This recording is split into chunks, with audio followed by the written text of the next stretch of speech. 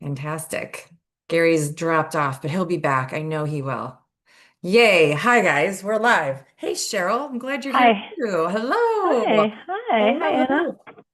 I know, right? So fun when we all get Yeah. together. We just had Gary here too, and he just sort of like we're gonna get his internet to source him to come back. So hi everybody who's here watching on YouTube. We're glad that you're here. I noticed that now that we're doing our little you know, backstage green room funness, which I love. As soon as we go live, I forget, oh yeah, we get to introduce ourselves and invite everybody else in. So, hi everybody who's here. We love that you're here live with us. And we did just have a little moment backstage. Gary was sharing some successes from the shoulder training that we did a few weeks back and how he worked with someone's lats and their sacrum instead of their shoulder and created some results. So we get to celebrate him for that. That was amazing. And then Anna was giving us a very important reminder that here on Tuesday training, where I love being with you every week, it's the light version of what the coursework offers, the coursework being in the club, which is not at all what the Schatz method is, which is what we do in our program. So Anna was giving us the outline of here's where you are and here's where you get to be. So thank you again for that, Anna. It was actually perfect and lovely. And it's just a good reminder too, because even in our smaller and larger community, I get asked sometimes, like, wait, where is this? Where is that? And that's just the nature of where we live right now with content being everywhere, right? And not knowing exactly where it is. So I really appreciate you reminding us, Anna, where we are in space and relative to each other. And so here we are in Tuesday training where we meet every week live and on the internet for all people to see. Gary, we're glad you're back.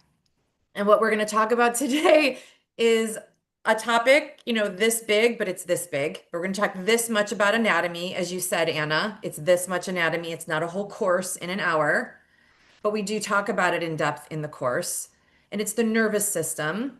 And I teach and talk about teaching to the nervous system, and I teach about talking to the nervous system, and I teach about the nervous system, and I do clinical work with the nervous system. That's all in there all the time. And as of yesterday, I now have a new storyline from which to share all of that. So I'm excited about that because it's never been shared before. It just happened in my life yesterday. Talk about turning real life into actual training for practitioners. So I'm excited to share that with you guys today. But we still are on topic. For those of you who are on the mailing list and got the email today that said we're going to talk nervous system and how that relates to you as a body worker, I am still going to talk about that for sure. I'm just going to give you new intel that you might not have heard me, you could not have heard me say before because I just got it yesterday. So we're talking nervous system today and body work, whether you're a manual or movement practitioner. High level, what that means is we often get into the nuts and bolts, like the moving mechanical parts, both manual and movement practitioners. And sometimes we expand a little bit beyond that. Sometimes we're energy workers. Sometimes we are somatic practitioners and we're working differently in that way. All good. But when I talk about before yesterday, when I talk about teaching to the nervous system, I am referring to more than just what you would do as a somatic practitioner or with any somatic experiencing. And I'm here for that, by the way. It's also not psych. So we're not psychologists. We're not armchair psychologists. We're not out of our scope and we're not assessing other people. My friends, I was in another conversation earlier this morning when we were also talking about psychologists. Nothing against psychologists. I think they've saved a lot of the world for a long time. But here's the deal. There is a place in psychology, even when you're licensed and trained, which none of us is here, because that's not what we do. But even when we're licensed and trained, where the psychology can come across as judgmental, but they're trained to navigate that. We, if we're not mental health providers, are not trained to navigate that. And so I appeal to you all to say, if you are in someone else's space, pretending that you're a somatic practitioner and therefore able to make this assessment. I'm coming in hot today, guys, out of the gate, given my experience yesterday. Bear with me, but listen up too.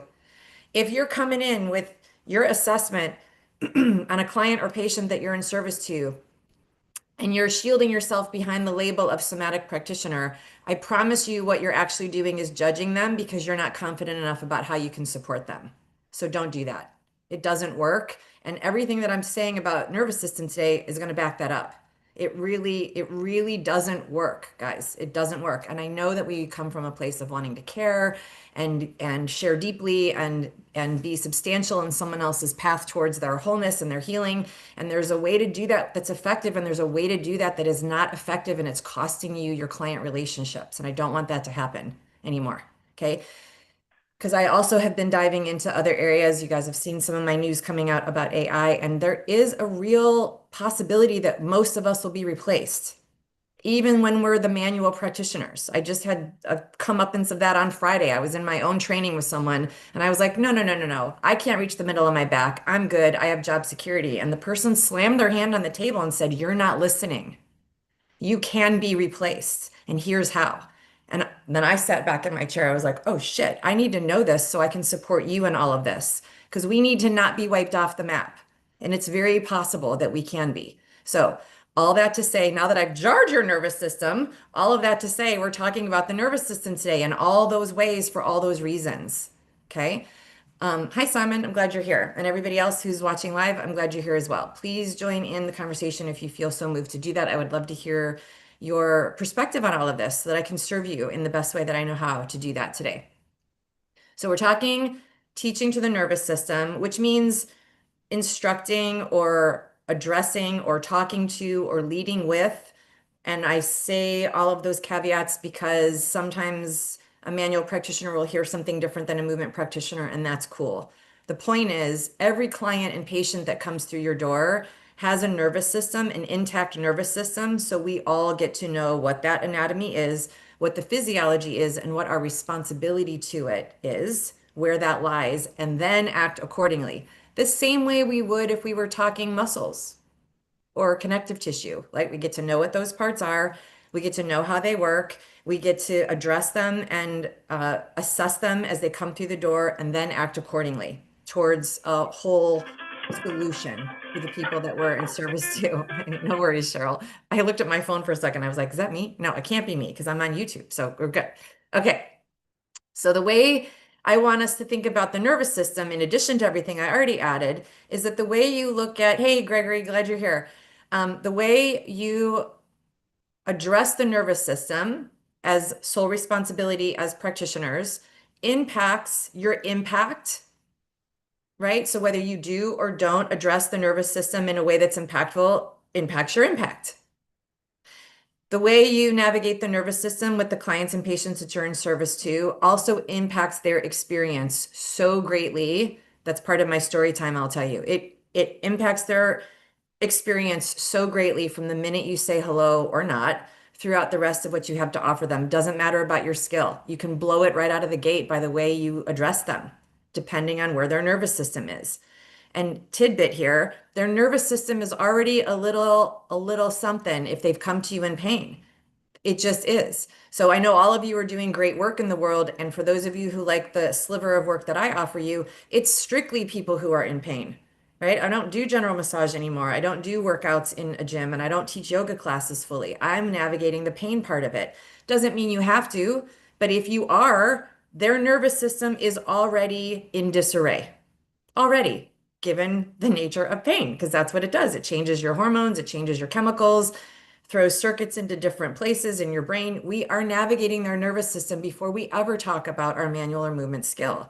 I really want to impress this on us because we have a responsibility here. The way we navigate the nervous system also impacts their results, which may or may not have anything directly to do with your skill. It could, but it might not, because their nervous system is running the show between the two of you. You're not going to override that by your skill base. You cannot override someone else's nervous system. It's not possible. They have to navigate their nervous system, and we are interdependent by design, which means your presence in the room with them, or lack of your presence, affects how they can then grapple with their own nervous system and then be present to you and what you're offering. It's real. It's just real. It's very in there. Simon, a robot just made surgery. Yeah. So thank you for bringing that up, Simon. When I was in this conversation on Friday where I was getting my own training and the mentor was trying to get my attention, which sometimes takes a minute, and that's okay because, smart minds need persuasion. And just after her hand slammed on the table, she said, "Do you realize that 80% of all surgeries right now are done by robots? And it has been almost 15 years since a human actually flew a plane, a passenger plane." And I was like, "Well, I was just on several planes a few months ago, and I know there were pilots up there, but I also know that what she's saying is true. They were just humans sitting behind the robots. The robots were actually flying the plane." It's real, guys. So when we think, how does that plane lift off the ground and do its thing? It's got to be a human there pulling on the steering wheel, right? We all did that when we were. Did you guys ever do that in Disney World? Where you sit in the cockpit and you're like, whoa, I can direct this thing. This is amazing. First of all, that was a robot that you were playing with. I just got the memo on that today, 2025, noted. And now that robot is doing it without me having to hold on to the steering wheel. That's happening. Like it or don't like it is not really the part of the conversation we're in. It is happening and it's affecting us. I also have shared with you guys openly that I'm in my own physical therapy. It's all done by robot. They actually, I wish it's upstairs. I would show it to you guys. They mailed me a device, like a iPad type of thing. This thing must have cost several $100s, just given what laptops cost, right? They sent this device to me and had it preloaded, and it interfaces with me, and it's not a human. And it was free through my insurance. So I was thinking, oh, how is it free? How is it free? Here's how it's free. It's free because we're all being tested right now. So it's worth it for the company to spend outset several $100s per patient to give them a device. And then they're going to use all of my input to make it better. And now there will never need to be a physical therapist that has to call me every couple of weeks to see how it goes. And that's an automated call, by the way, because the robot's making the call. It's happening, guys. It is happening. I know this is an AI conversation and it's probably stressing your nervous system, which brings me full circle back to the thing that AI can't do is hold your hand and breathe with you. However, I have been on AI and it's been asking me to breathe with it. And I'm like, who's doing the asking? I asked it back, who's doing the asking? Who am I breathing with? And it's got a really thoughtful answer. My point is, we've got to be more human than ever, and our humanness includes this body and everything that goes with it. It's no longer acceptable to look for free CEs and just check boxes to get your credentials up anymore. It's not going to carry you into the future. You've got to have some kind of substantial skill set that is more nuanced and more sophisticated than these very nuanced and sophisticated devices and robots that are coming our way and permeating our industry. They just are. When AI told me yesterday that it needed to answer me more thoughtfully because I'm very nuanced and deserve a thoughtful answer, I was like, holy shit. I have humans in my life that don't answer me like that. And then I asked it that, how come you can do it and a human can't? And here's what it said. It said, because the AI, it doesn't have a filter. It doesn't have any history. It doesn't have an intact nervous system, it said, which means there are no triggers that it needs to navigate, and there's nothing I can bring it that would make it waver.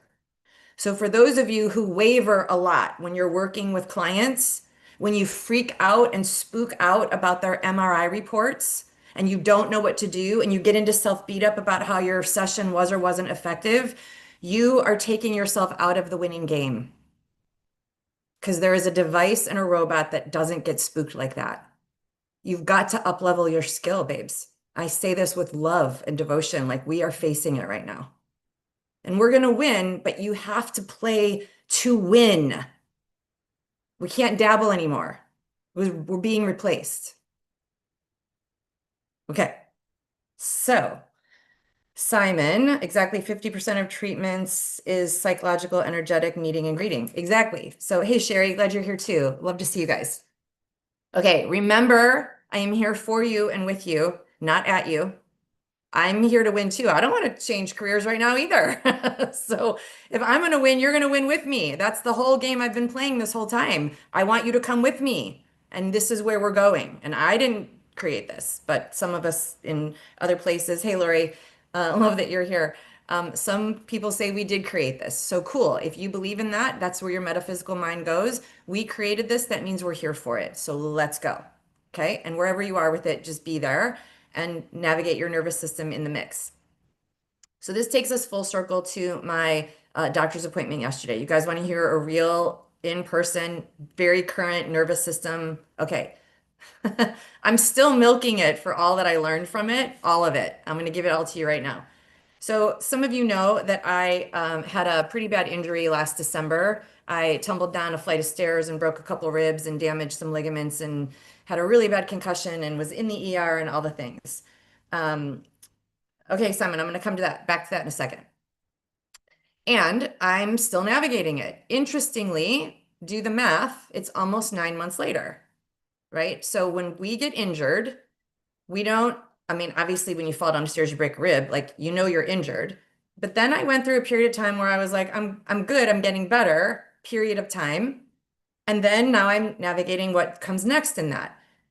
So I want to emphasize this because for those of you who navigate pain and injuries and orthopedic restrictions with the people that you serve, that is their timeline.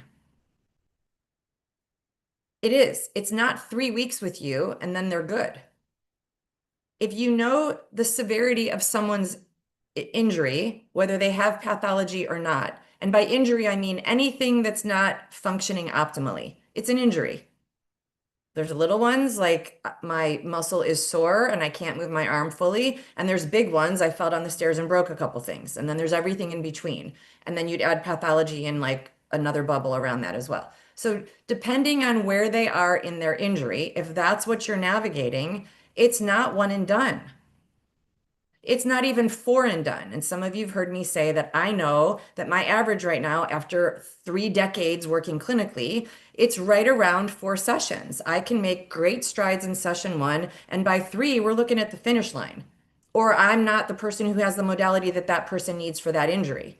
That's where I'm at right now. I want you to be striving there as well. And still, that doesn't mean that their timeline is complete on that injury. And there's a lot of caveats that come into play on that. I also had 4 sessions from my own method, but they were spaced too far apart, et cetera, et cetera. So that's part of your skill. Like you get to work that cadence and know that skill. But I want to just emphasize here that if someone was injured 8 months before they saw you, it's 8 months of their nervous system playing with their chemical cocktail before they ever come in the door to you. They're not who they were before. Not just not before the injury. They're not who they were before the pain didn't go away. They're not the same. They can't be. Chemically, they can't be. Remember, my brother said to me a couple weeks ago, yeah, well, I've noticed you've really not been the same for like a while, Gina, a while. And I was like, yeah, noted, because I'm like every day navigating discomfort. It changes who you be, even when you're aware of it. So we get to absolutely know that when we're navigating folks with pain. And I'm not saying don't navigate them. I love it when folks who have MRI diagnoses call me and know that I can help them. I'm like, yes, bring it. But here's the difference between how I address them and how I was addressed yesterday. Yesterday, I went to an orthopedic specialist, a spine specialist, with my CAT scan and my x-rays in hand and all of my symptoms, et cetera, et cetera. And I waited a long time to get that appointment. Specialist, like me, like you, I hope, can call yourself a specialist. I waited and waited and waited. I got in. I was uh, I was triaged, which means they take all your questions, your intake, right? The intake was done by someone other than the specialist. So now there's already a disconnect. It's one of the reasons why I teach subjective intake in your treatment plans. They should be developing that connection with you, not with a third party who's sitting, listen to this, with their back to you, clicking on a keyboard. That's how my intake was done. And you know what the answers were from that person? Lovely, by the way. She was lovely. I cracked a joke with her. I was not like, don't make up an opinion about my mood when I walked in. It was lovely. And I was sitting there watching the back of her head thinking, this is not working. Here's why it wasn't working, because she was asking me direct questions and I was giving her an answer and it didn't fit in the drop down. So she had no idea what to write to even prepare me for meeting the doctor. It doesn't work, guys. It doesn't work. But my insurance billed twice, one for the nurse and one for the doctor. Noted. So you get to have intakes that are thorough and you get to connect with the person that's in pain. And then I went into the discovery session, right? I was in the doctor's room waiting for her to come in. I've never met her before. She walked in very important and busy, which some of you do. I told you guys a story about me and the massage therapist who came in late for her appointment. She walked in very important with her sunglasses still on her face. Don't be that important, guys. When you are navigating someone who is in pain, you are not the important one, even when you call yourself specialist. You're just not. They are the most important one because they are the one who is in need. So when the doctor walked in and didn't address me by name, and I was sitting there with a dear friend of mine who I'm lucky enough went with me because of my nervousness, I realized this doctor doesn't even know right now which one of us is the patient. And if you met this doctor, you'd be like, wow, she's young and astute and smart and speaks in a lovely tone and she's great. Except that I was already like, is she going to take care of me here? And I'm like, Gina, just focus. You know enough. You can keep this conversation. You're in the same industry. Like you got this. You just stay focused. And so we went through the rest of the session. And the truth is that she didn't have any answers for me at the end. I brought in a set of x-rays and she got nervous about the x-rays because they wouldn't format on her screen the way she wanted them to format. She was nervous. I could sense her nervousness. So did my friend. The doctor was nervous. And I was like, well, she's nervous. I'm nervous. What is she? Is she nervous about what she's seeing? Is she nervous about what she should say? Is she nervous about what she shouldn't say? Does she know what she's doing? Why is she nervous? So those of you who get nervous when you're facing someone who's in pain, guess what's happening? It's having an impact on your impact and on your experience and on their experience and on your reputation. You need to be so vetted in your knowledge and your skill that you are unshakable, not arrogant. That's very different. That also does not good things to your reputation, but just unshakable. Like, I got this. I might need a minute, but I've got this. Not nervous. So the doctor needed to do whatever she needed to do with her nervousness around those x-rays, sent me back downstairs to get another set of x-rays of the same set because now she could format them in her computer, and she still has nothing to say about those x-rays because she saw everything she needed to say yesterday, but kept me busy getting other images, and there's still no conclusion. So how do you guys think that that affected my nervous system from the moment I walked in until the moment I left? Either fight or flight, not freeze, but certainly maybe bouncing back and forth between both of them. Did it help my symptoms? Definitely not. No. Do you No. guys think that if the doctor just didn't have any answers for me, but all of the nervous system stuff was handled differently? She made eye contact, she introduced herself, she checked to see which patient it was, told me that she understood that I had questions, she was going to do her best to answer them, and she just didn't have enough information and didn't think I was the doctor for her. Do you think I would have left with the same results? No. And notice the difference, guys. She wouldn't have offered me anything in both of those scenarios. But one of them, I would have left more empowered and intact. And in the one I actually experienced, it was the opposite. And we create that environment. It's not about whether you can read the MRI. It's not about whether you have the right modality. We create that environment. Gary? Did she even refer you to somebody Yes. else? To a Oh, neurologist. Yeah, okay. for other things. So yes, I was referred out. Of course. Great. And now I'm like, oh my God, what do I do? How do I prepare for that? What do I need to do? Like when I refer out, and I've shared this with you guys in our partnering conversations, you get to know what other modalities are and when they're needed so that you can prepare the patient or client that you're referring to that other modality so they have a heads up. You don't just ship them off into another room. What if I wasn't in my industry and I didn't know what a visceral neurologist was? But that's the last thing she said to me. How would that have left me? I knew what that was. So I'm like, oh, okay, here we're going down this route. Okay, great. But what if I didn't know anatomy and I didn't know what that was? That means the referral also would have been scary, not helpful, not partnering, divisive.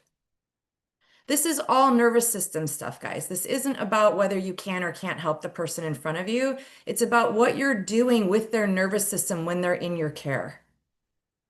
Because you are running the energy in the space between you. And you don't get to just label them as they have issues, they have this, they're non-compliant, they came in agitated. You don't get to do that when they're in pain. You just don't. Okay, let me look at these comments. You guys are lighting up the comments today. Uh, you're welcome, Sherry, for the real talk. I'm happy to be here. Thanks for being open ears, you guys. Simon, my scariest situation is having a patient with suicidal tendencies, and less than that when a client gets too emotional. I would ask yourself, Simon, why is that scary for you? And what about the work that you're doing is inviting them in? Because you're either having an open door where they're coming and then you're deciding you're spooked to be able to support them, which is the same thing with an MRI report. Oh, I want to help people with shoulder pain, but I don't want them to have any pathology in their neck. Guys, the chances of that is super low. You either do or you don't. Like, and I'm not being hard, I'm being clear. Just be clear. The clarity offers people calm. So I would ask yourself that, Simon, like what are you bringing in and where are you honestly on that line? Hey Sherry. Laura, annoying bodies are not monoliths exactly. Self-attunement is critical. It is. Sherry says, I tell my clients when my technology isn't working, heartbeats over electronics, and I set it aside and I presence with them. I love this. Sherry, I can't see your last comment because that little lovely heart gets in the way on my device. It covers up part of what your sentence is. But I see insane and then too many situations like this. Yeah, too many situations like this. That's why we're training on it today, so that we can be the wave of difference. And truthfully, we're about 20 years late on this. Like we shouldn't be having this conversation in 2025. It should have been something we were already doing and excelling at way before the robots came. But we're still where we're at with where we are with it. So we get to up level.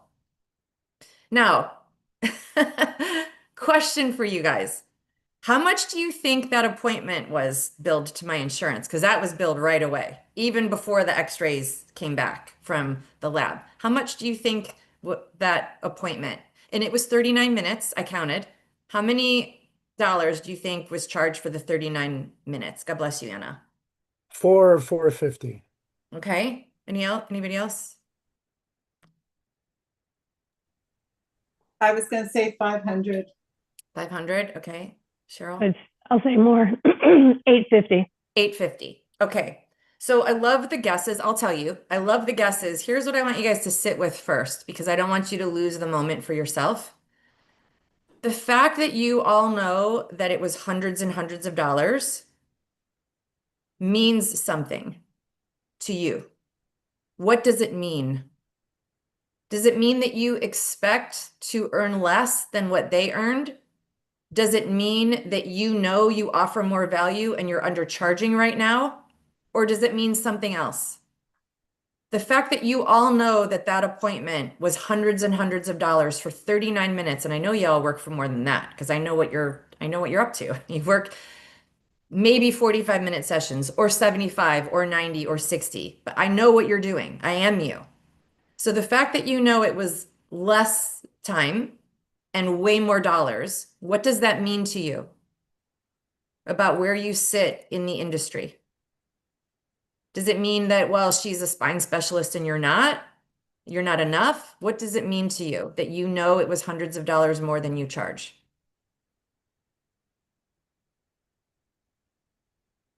Do you even know? Or you're not, you're like, I know it means something and I just don't actually have a handle on what that means right now.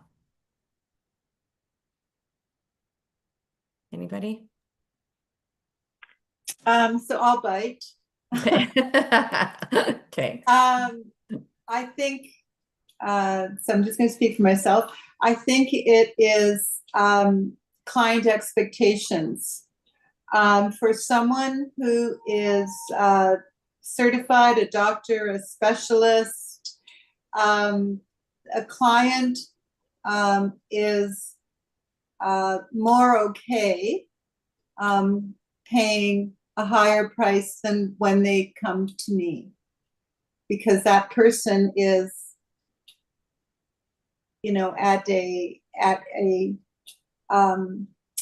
I was going to say a more understood, a publicly accepted designation that is recognized and known.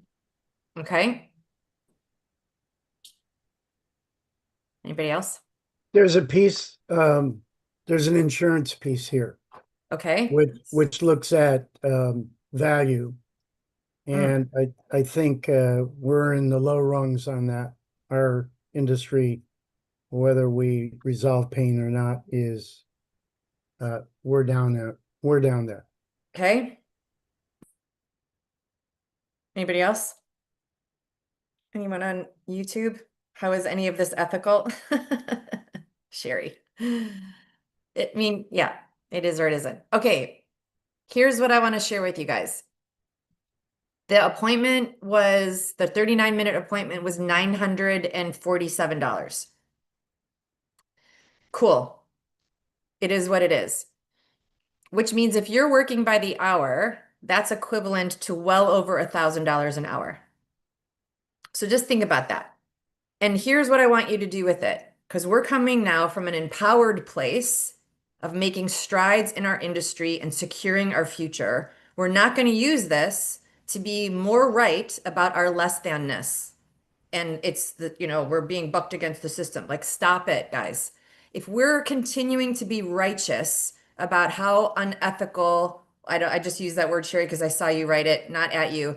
If we're righteous about things are unethical, they're unequal, it's the insurance, it's the politics, it's the country, it's the whatever. If you're going to continue to bark up that tree, any of you at any moment of time, maybe it comes in a fleeting moment, maybe it comes most of your day.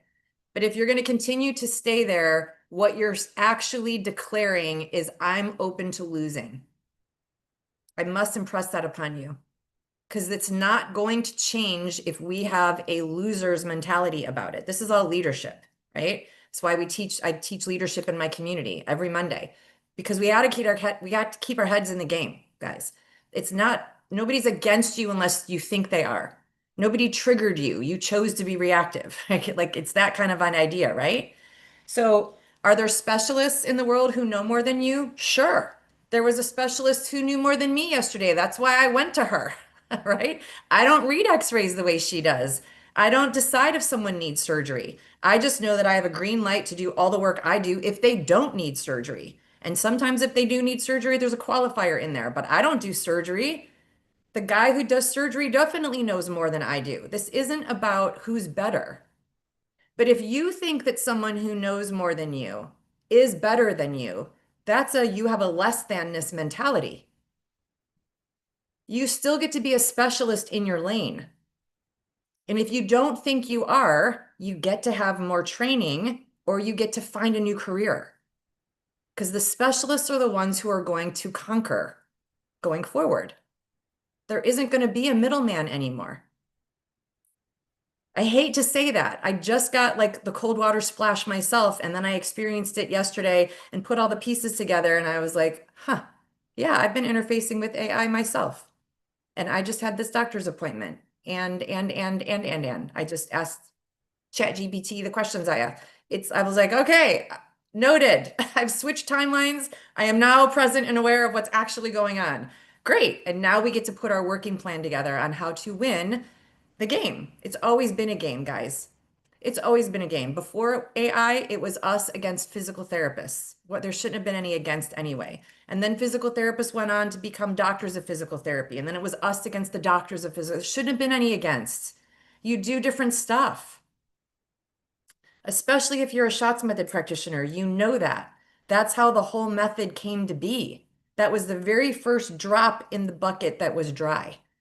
It was a neurologist who referred a patient to a physical therapist, a very top tier physical therapist, who referred that same patient to me. And I was like, I got to do something different than those other two providers.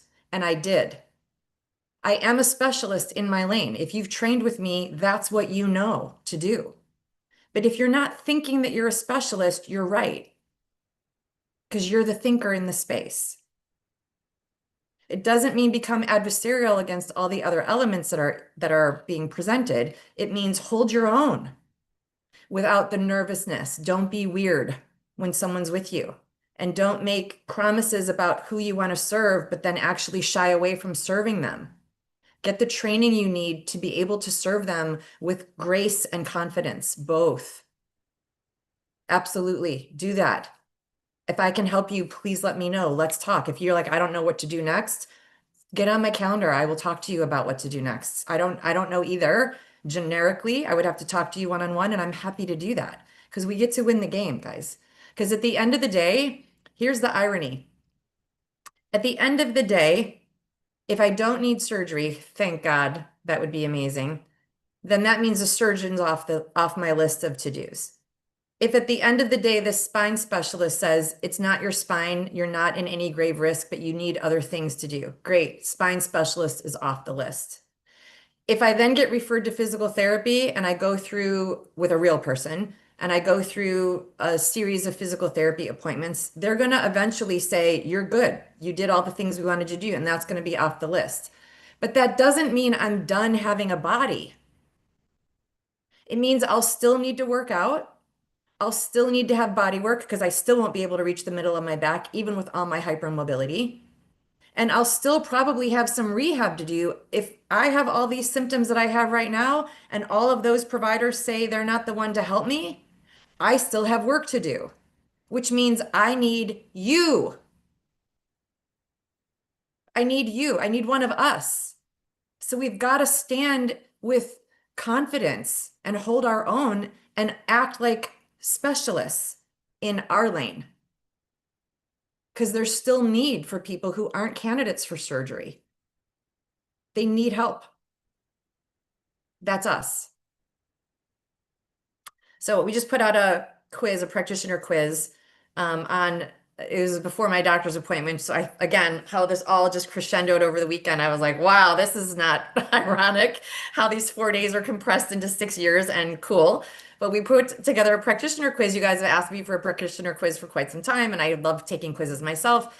And so we put this quiz together for MRI reports and orthopedic concerns, because that's what I'm being asked mostly in my group trainings right now with Schatz method practitioners. And some of you filled out the quiz, and I love it. And we're reading the answers, and we realize the quiz is too easy, especially given what I know from my doctor's appointment yesterday. So if you already took the quiz, great. If you didn't, go take it because it's out there. If you're on our email list, you got it. And I'm pretty sure we have it here in the YouTube channel as well. But I'm going to update the quiz literally when I get off Tuesday training today.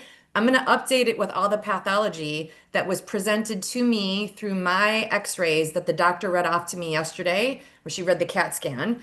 Because I asked her in the appointment, well, can you interpret what you can see on the CAT scan before I go downstairs and get other x-rays? She's like, sure. And she read it all off to me. So I have everything that she diagnosed me to have in my neck, and I want to bring it back to you guys. What would you do about it? What would you do if I came to you as your client and I didn't need surgery and I still had symptoms and needed help? What would you do? So I'm going to rewrite the quiz. So if you already took the quiz, go back and take it again like tomorrow-ish. And if you didn't take it, then just know that that's coming, because we get to go together, guys. You get to know exactly what to do if I was your patient, and I would want you to be my provider, because I need my symptoms to go away and I don't want to have surgery. And if I don't need it, then let's go. And that's where you fill the gap.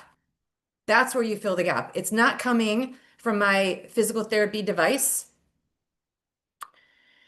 That physical therapist on that device told me to pull on my head and laterally flex it. And I yelled at the device and said, are you out of your mind? Oh, no, wait, you don't have a mind. That would paralyze me. Why would you ask me to do that? Potentially paralyze me. So we're not going to be like competing with that until it gets more information. Because when I yelled at that device, it calculated all of that and then combined what I said with the diagnosis. I was basically feeding it my knowledge as a specialist. That's how it's going to get smarter. And if I'm not a candidate for that and I'm not a candidate for surgery, there's a middle lane.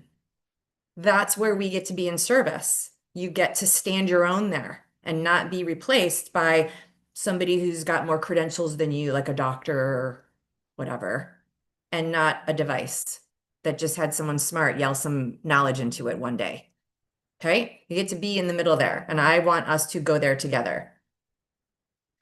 Sherry, so wait, hold on, you guys. I was told by, oh, you guys are juicy today.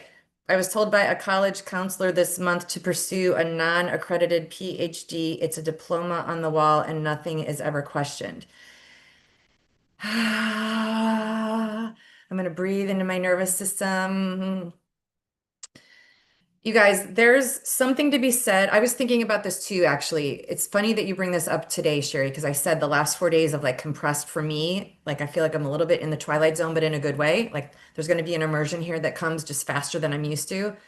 But I remember going on a walk, not too far, just around the block here a little bit. And I was listening to somebody on social media say something about you're never going to need college anymore. AI is going to replace degrees. Your bachelor's, master's, PhD is going to be irrelevant. Give it 18 months, blah, blah, blah. And I was thinking, I'm like, is that true? I was just casually thinking about that on my walk. Like, is that true? And I thought, you know what? I think I think it's both. I think anybody new like today, 2025, and let me back up a second. I'm a huge fan of education.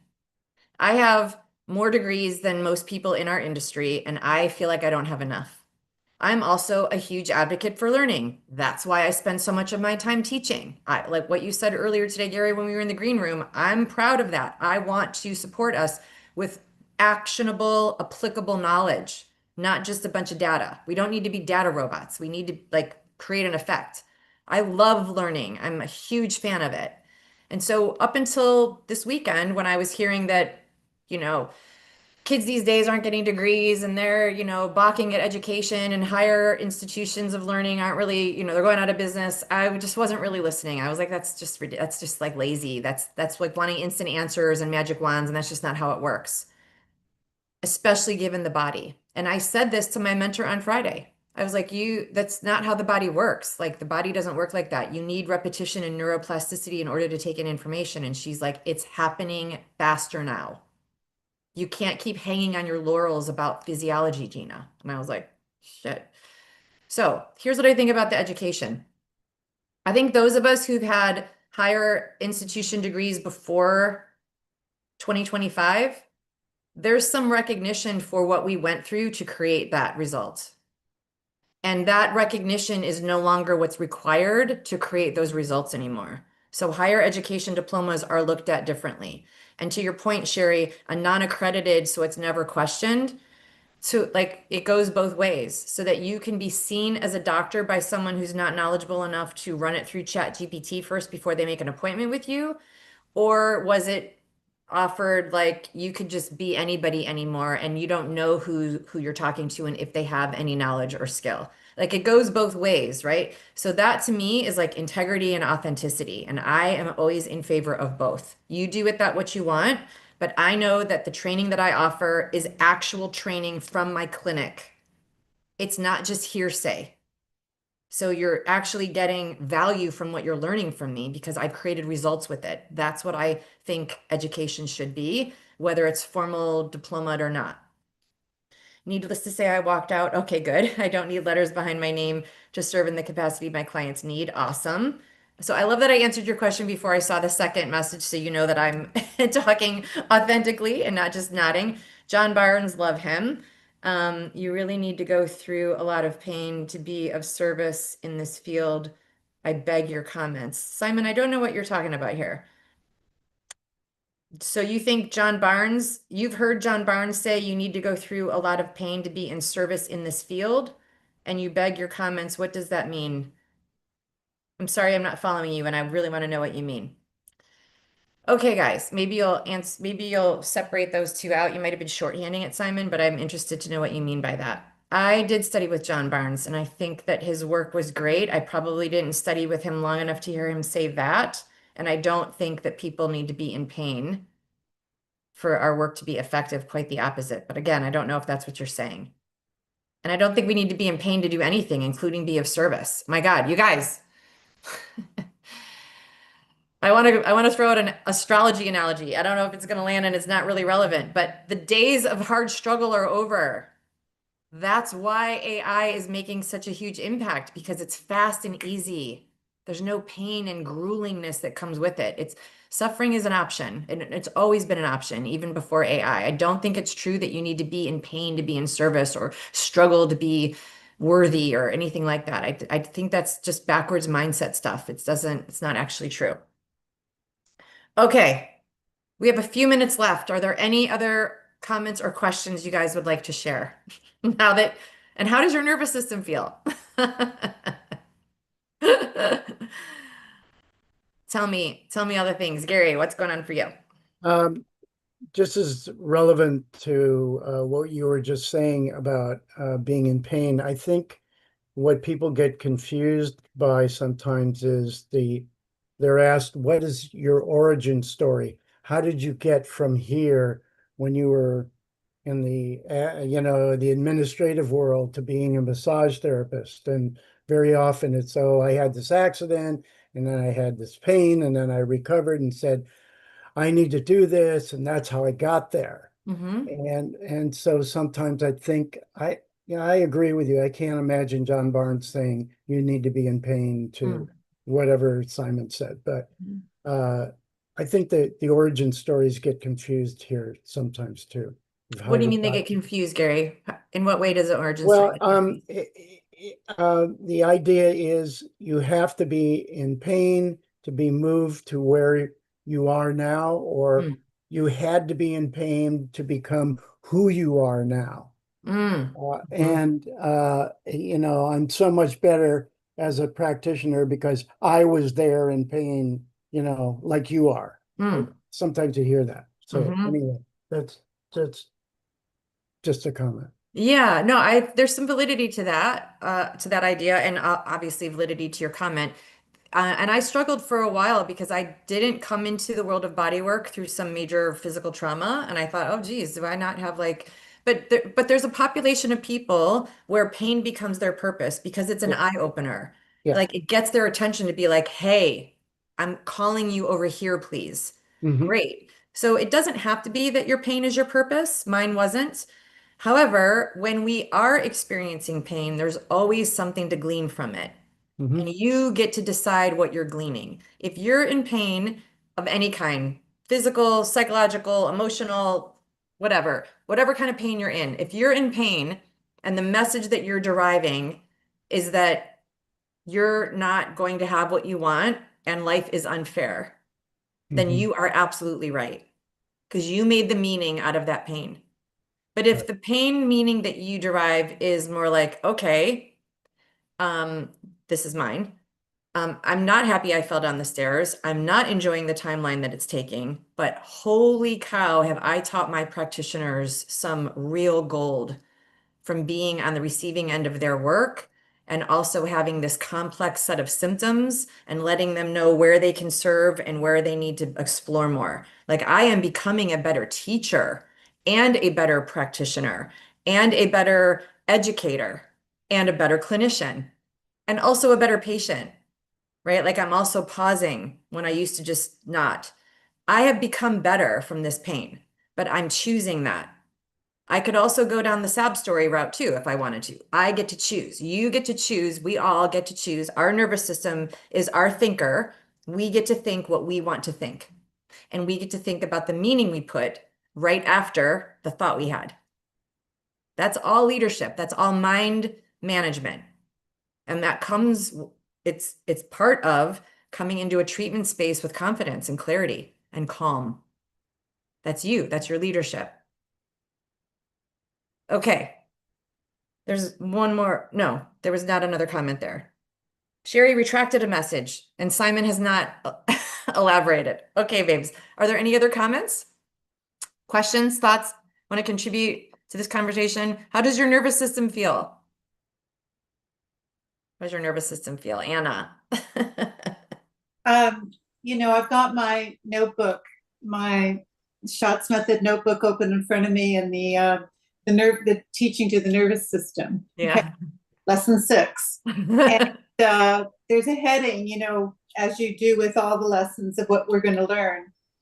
And what's written here is workshop. We should workshop. Notice and observe my handling of all this new info. So, so I'm going to get off when you end this, and I'm going to workshop that. I'm going to notice and observe my handling of all this new info. And it's not that it's new info, obviously, because we all talk about, AI and the concern with the ability to critically think leaving. So it's not that it's new info, but you have framed it. I never thought the work I did was going to be replaced. I guess. So, this is new. So I'm going to process and see how I'm going to integrate this in my nervous system. Yeah. Beautiful. I love that, Anna. So 2 thoughts I have on what you shared. You do get to observe how you're taking in this new information and then immediately apply it to this is how your clients feel when you give them a whole bunch of new information, right? Because you're here electively, just like your clients are with you electively. You've already vetted me, unless you're here on YouTube for the very first time, but you're here again because you know that you're going to get some value from me and you trust me at some level, and I'm honored by all of that. But you're already here willingly and with an open receptivity. Your clients, unless they're a very first client, which we're probably going to get referred to you by someone else if they're in pain and they're vetting their practitioner, unless it's a very brand new, right off the street person and they don't really know what you do, they also know that they're going to get some value from you. So if you feel like you just like got washed over by a fire hydrant today, notice how that feels from new information from someone you know, like, and trust. Your clients are feeling the same way. And so that is the training on teaching to the nervous system. What you're feeling is how they feel. Just because it's regular lingo for you doesn't mean it's regular lingo for them, or that they're even okay with it and how they're and the meaning they're making out of it. That's the point. We get to be present to their experience because we know how the nervous system is wired and what it does and what the human that owns that nervous system does with it. That's the training, right? On all topics. And the other thing that you mentioned, Anna, which was, what was the other thing that you mentioned? The second thing. I should have named them off. It's one of my symptoms, guys. My short-term memory is annihilated right now. You said 2 things, Anna. Something about the takeaway from the training that you'll leave Yeah. today knowing. And then what was the other comment that you made? The other. It's a notice and observe, right? My handling. And what else did you say after that? You went on to share more information. I wish I could have the replay right now. What I said was, this is not new information. The concept of AI is not new information, but the concept of perhaps being annihilated or replaced. That's it. Is certainly something I had not considered. Okay, thank you for saying that and repeating yourself for me and my benefit, because I want to offer to all of us for some benefit here. This is our takeaway for today. While there is a possibility that we need to shift the way we're working or we will be replaced, the good news is that we will be replacing our old selves, the ones that didn't have enough knowledge or enough skill or enough confidence. So you get to also cocoon yourself now. Take me with you if I can support you. I would be honored and absolutely lit up to do so. And then you get to come out of that cocoon quickly now. Don't waste time. You get to come out of that cocoon expert level so that you can be confident, not only about the work that you do and the people you serve, but that you have job security. Because remember, I laid it out for you guys. There's a middle lane here where we're still needed, but mediocre is not going to cut it anymore. I'm not calling you mediocre. I'm letting you know we get to rise now faster than we have been on this trajectory up until now. No more menial little workshops here. Let's effing go. That's the timeline we're on now. And I want to leave you with that because it's totally possible. It's within our realm. Okay? All right, guys. I'll see you guys next week. Bye for now. Bye. Thanks.